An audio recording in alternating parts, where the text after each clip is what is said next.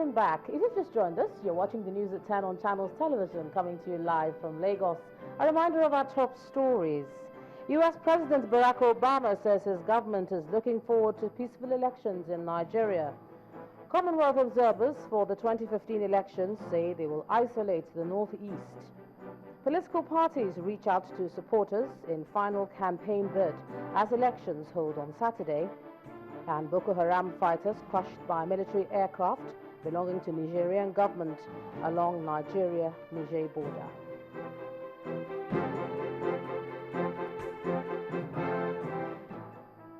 Just to remind you now that all our top stories are on our website, channelstv.com, and on youtube.com/channelsweb. And do visit m.channelstv.com to view us live on your mobile device. You can also download the Channels TV app for Android, iOS and Windows phones from their respective stores. And we urge you to please interact with the Channels Eyewitness feature on our Android, iOS and Windows 8 platforms. If you have pictures or videos to share with us, tap the application on your device, swipe to reveal the Eyewitness menu, and then follow the instructions. Now, President Goodluck Jonathan today launched the Development Bank of Nigeria, designed to provide loans to support small and medium-scale enterprises in the country. The bank is expected to, in the first 5 years of its operation, disburse over 200,000 new loans to micro, small and medium enterprises that will create over 1 million jobs. The President also used the occasion to present his vision for the next 4 years. Our State House correspondent Chukwuma Onyekwusi reports. President Goodluck Jonathan joins captains of industry, bank executives and operators of micro, small and medium-scale industries in the conference hall in the presidential villa to launch the Development Bank of Nigeria. He describes it as a defining moment in his effort to cater for the needs of Nigerians in the area of job creation and funding to run such businesses. He is happy that the bank will revolutionize the small business sector in the country. A number of young men have shown commitment, and the DBN we are setting up today is a key backbone to sustain the YOWIN program. So beneficiaries of YOWIN, you can be rest assured that those of you who are working very hard and you want to expand your business, there is a support base that will encourage you.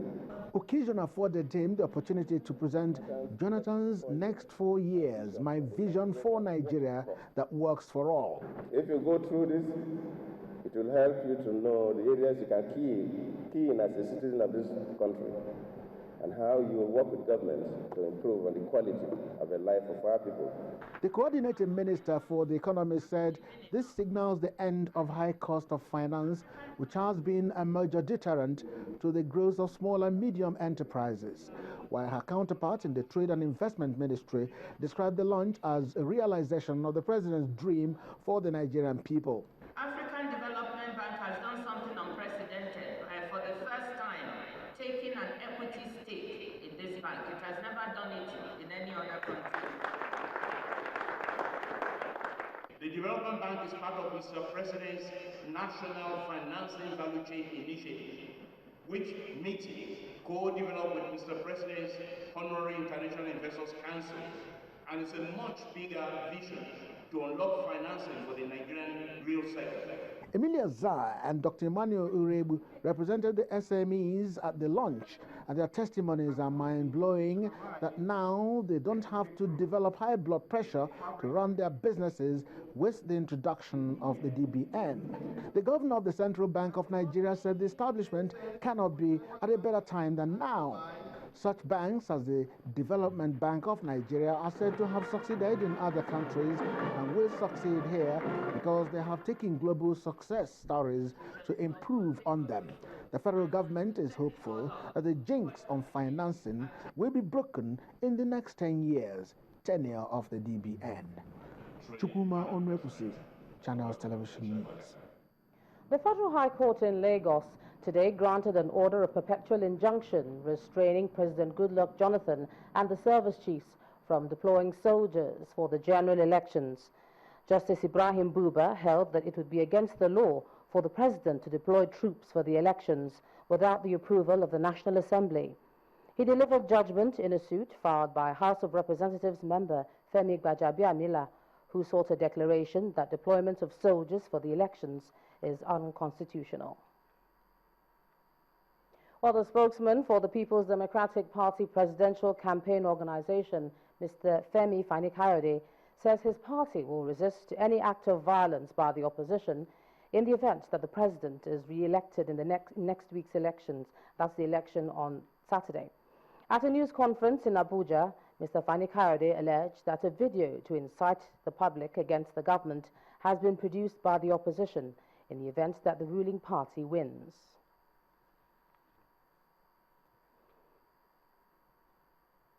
Meanwhile, the two major parties in the 2015 elections continue to throw jabs at each other. Well, this time the All Progressives Congress is accusing the ruling People's Democratic Party of planning to rig the elections. The APC spokesman, Alhaji Lai Mohammed, told a press briefing in Lagos that the PDP plans on what he terms another modified Ekiti rigging strategy. Now, he alleges that the ruling party has trained people it plans to use to rig the elections and says the party will not accept any attempt by the PDP to manipulate the process. And staying with election matters, the River State governorship candidates of the People's Democratic Party, Nyesom Wike, the Labour Party, Tony Princewell, and the All Progressives Congress, Dakuku Peterside, have engaged in a debate. The event, put together by the business community in the state, saw the candidates reeling out their plans on economic development, security, unemployment, and others if voted into power. We move to the next. Governorship candidate of the People's Democratic Party in Rivers State, Nyesom Wike, Labour Party, Tony Princewell, and the All Progressives Congress, Dakuku Peterside, in a debate to prove who is most suitable for the job of steering the affairs of the state for the next 4 years. So diversifying the economy is, without doubt, the only way forward. Now, what do you have to do? The first obvious thing to do that most people don't think about is that government has to be more efficient. I remember a governor saying to me once that a 23 billion naira project was a waste of money. In this day and age, a 23 billion naira project was a waste of money. How can we be saying that? Now, we have to be more efficient with our resources. So we need governments to be much more realistic, much more practical. So that's the first thing you have to do. How do we intend to diversify the economy? We have said several in different fora. We're going to focus on 4 sectorial areas. Area number 1 is agriculture, aquaculture, and agro-allied industries. It's been said that, everybody talks about agriculture, but research has proven that agriculture has the highest capacity of absorbing people into employment, and it absorbs across sectors. So those who are not skilled, semi-skilled, and skilled can find a place in agriculture. There are so many frivolities that, if you look at the budget, it's not necessary. So government has to think towards to see that certain things must be eliminated. Secondly, IGR is the key. How is IGR the key? You have to come back home and see how you can block the loopholes of entirely generated revenue. Like it's happening today at the federal level, what the federal government is doing, now fall back to now see which areas are we not doing well in terms of entirely generated revenue. That is key for us. And so for us, we're going to make sure that all the loopholes as it relates to entirely generated revenue will be stopped and encourage people to pay their taxes. Now, when people talk about the governorship candidate also let us into their thought on unemployment and insecurity, with each promising that their government, if voted in, would explore the benefits of public-private partnership, as well as strengthen security apparatus and the judicial system. These governorship candidates may have had their say. It's now left with the electorate to decide where they pitch their tent. With a few days to the elections, the campaign of the People's Democratic Party candidate for the Anambra Central Senatorial Zone, Mrs. Uche Ekwunife, appears to be gaining momentum as more endorsements and support has been coming in from various quarters. At a rally where over 3,000 women from the zone showed solidarity for her bid, the candidate promised that the welfare for the elderly will be made a priority through a strong voice on the floor of the Senate. People's Democratic Party supporters gather in Awka North to receive the party's senatorial candidate for Anambra Central Senatorial Zone, Mrs. Uche Ekwunife.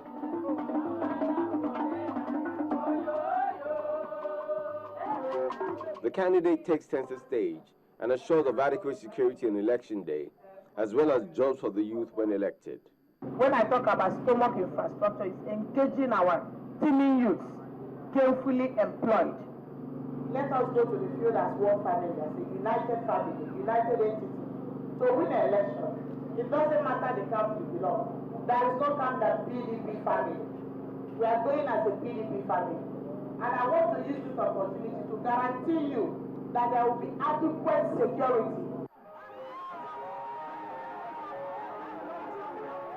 From Awka North, the campaign train heads to Idemili North local government area, where thousands of women await our arrival. The women extol the candidate for her performance in the House, saying they believe that she is the right candidate for the position. Among the speakers is Rita Edochie, a veteran actress who urged the women to ensure they have their voters' cards. The candidate danced with the women and lifted their spirits with chants of voting PDP completely in the elections, as well as President Goodluck Jonathan, who she says has done well. Are you going to vote for Goodluck Jonathan? No woman has ever represented Anambra Central Senatorial Zone. This is another opportunity for us.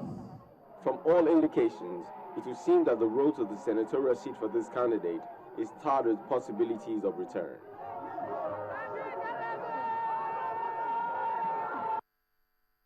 To another campaign train now, the governorship candidates of the All Progressives Grand Alliance in Abia State, Dr. Alex Otti, has appealed to Christians in the state to participate in the forthcoming general elections by voting for all the candidates of the party. He made the appeal during his visits to churches in Aba as part of efforts to seek their support for his governorship ambition.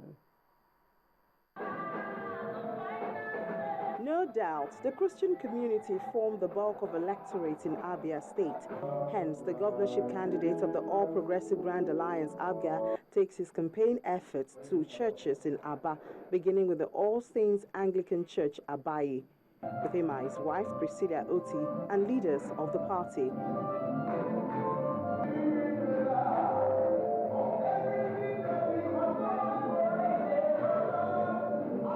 Next is the Blessed Michael Tansi Catholic Church, also in Abayi. The church says they desire a leader who will not compromise the welfare of the people. What we want, and by the grace of God, we will get it, is somebody who will be here and know that the people around him are his responsibility. I believe that this is the time to have good leaders. Sure, he has still have the care of God. I'm going to go there to represent you. I will never disappoint you. I have never disappointed anybody. And I'm not looking for money. So there is nothing else I can send you. At the SS Anthony and Jude Catholic Parish, the Abga governorship candidate unveils the table of candles to commemorate the Lenten season. He also receives an award of Grand Benefactor of St. John Society of Nigeria. Mr. Otti and his campaign also visit the Lord's Chosen and the Methodist Church Diocese of Aba Circuit. Prayers for favor and protection are offered for him and his team.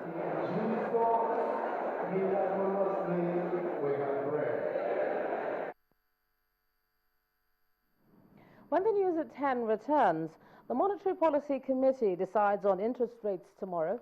That's on Business News. Do join us again.